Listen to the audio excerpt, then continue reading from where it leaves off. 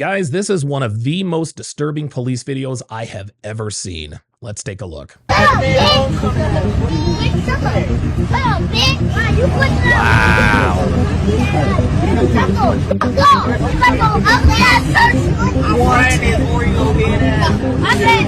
Did you call it Oreo? Okay, I'll react to this in just a second, but let me quickly remind you to like, comment, subscribe, and share this video if you like the content. Also, be sure to join my Patreon for exclusive content not found anywhere, as well as access to my entire catalog of books and courses. Starting at just $5 per month, you'll have access to tens of thousands of hours of live streams not safe for YouTube, dating show breakdowns and reactions, as well as access to over $3,000 worth of products.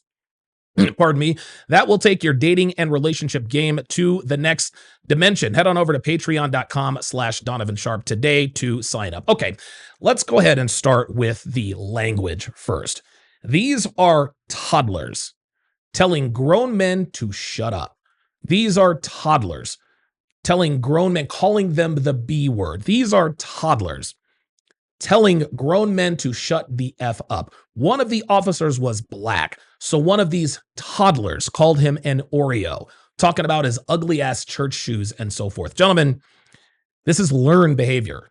These kids aren't nearly old enough to have the life experience even necessary to even say these things. These kids are in diapers and underoos talking like this to adults. Worse yet, these adults are law enforcement officers. So right out of the gate, we know that these children have no respect for men. We know these children have no respect for law enforcement officers, and we know they absolutely have zero respect for law enforcement officers who are men. This, obviously, is clearly the work of the American black mother. These kids acting like this is a direct result of what they have seen and heard their mothers doing, and as usual, you can look at the video, there are no fathers to be seen, no males around. Now let's address the behavior. These children, these toddlers, are quite literally assaulting police officers. They are breaking the law. These kids are freaking toddlers, and they're already committing felonies. Think about that for a second. Toddlers committing felonies. They're punching officers. They're pushing cops. They're swinging on officers and so forth. Felonies, people. Felonies. These children, these toddlers are committing felonies. And the truly sad thing about this is that we're really not surprised by this. I have never seen children act this way towards police officers, but I'm not going to say that I'm shocked by this. And this is when you know that black culture is an absolute failure. This video is something that we have never seen before, or at least it's not something I've seen before. I've never seen children assaulting police officers. I've never seen children committing felonies. But because these children are black, obviously raised by single mothers, and one of them has the typical YN hairstyle, if you know, you know, I just kind of shrugged my shoulders and thought, yeah, that looks about right. Now, the first time I saw it, admittedly, I was a little bit wide-eyed, right? Yeah, there was a little bit of shock at what I was seeing. But the second time I watched, I was like, yep, I'm not shocked. This looks pretty on brand for these people. But the truly sad thing about this is that these children will no doubt end up on the news. And there are actually quite a few ways they will. The first way they'll make the news is that one or more of them will commit a heinous felony before turning 15.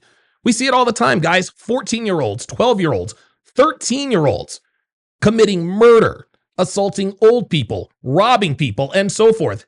And here's the interesting thing. The interesting thing about this is that so many of these YNs commit these felonies because they are cognizant of the fact that they're minors. Okay, there are so many videos and stories out there where a group of teenagers will commit a serious felony like rape or murder or aggravated assault and not worry about the consequences because in their minds, they won't be tried as adults because they're so young. Guys, there are videos on all over Instagram and X where some 15-year-old is smiling, celebrating a sentence of probation or just a few months in prison. They celebrate because this was always in the back of their minds when committing these crimes. These kids literally think to themselves, we can commit crimes and essentially get off with a slap on the wrist because we're not old enough to be tried as adults yet. We're not even old enough to drive, for crying out loud. Yes, people, they are thinking this. YNs think that they get a get out of jail free card because of their age. I actually found a perfect example of this on TikTok. Let's take a look.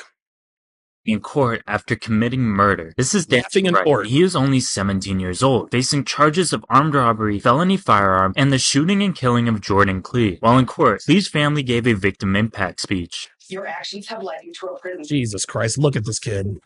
Cell that I live in every day. Wright can be seen laughing as the family mourns their lost member. When he's given an opportunity to ask for forgiveness from the court, this is what he says. Yes, sir. Mr. Wright, what would you like to say?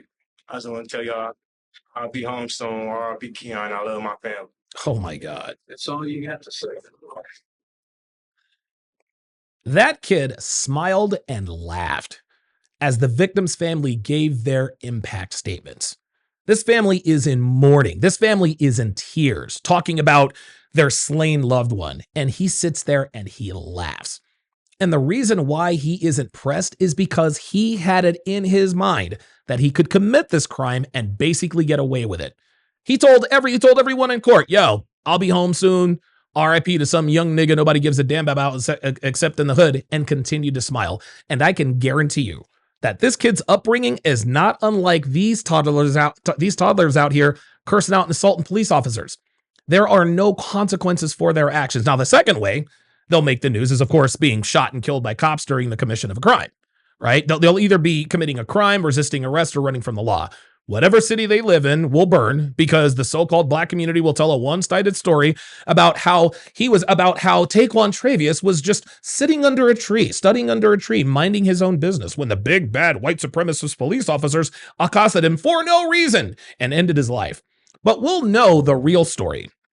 And that real story is that they were acting like N-words, didn't respect law enforcement, didn't comply with the cops, and ended up losing their lives. And it all started with the way they were raised, when their very first interaction with cops as toddlers were adversarial. And I don't know, actually, this really doesn't look like these kids' first rodeo with the police, which, to be honest with you, is even more tragic. But be that as it may, these children are absolutely headed for prison or an early grave. Scenario number 3. This is actually the best case scenario. The best case scenario for these kids is that they end up on one of these silly police videos getting tased for resisting arrest, and we all have a good laugh. That's best case scenario. And that's if the first two scenarios don't come to pass first. In the end, gentlemen, these children do not have a chance. And the sad thing is, it's not even their fault. I don't blame these children for their actions. I blame their mothers. No, I didn't say parents, I said mothers, because men know that this is not the way you act with law enforcement. These children's lives are essentially over before they're out of diapers. And little do they know, they will spend most of their lives either in a prison cell or in a coffin. And that is a goddamn shame, because they're children. They don't know any better. Let me know in the comments if you yourself are surprised by this behavior. Also, be sure to join me on weekday afternoons at 3 p.m. Pacific on Rumble, where I react to and give my play-by-play reactions of Love is Blind UK Season 2, as well as starting the latest Love is Blind Season 9, based in Denver this season. All of the links are in the description. Thanks for watching.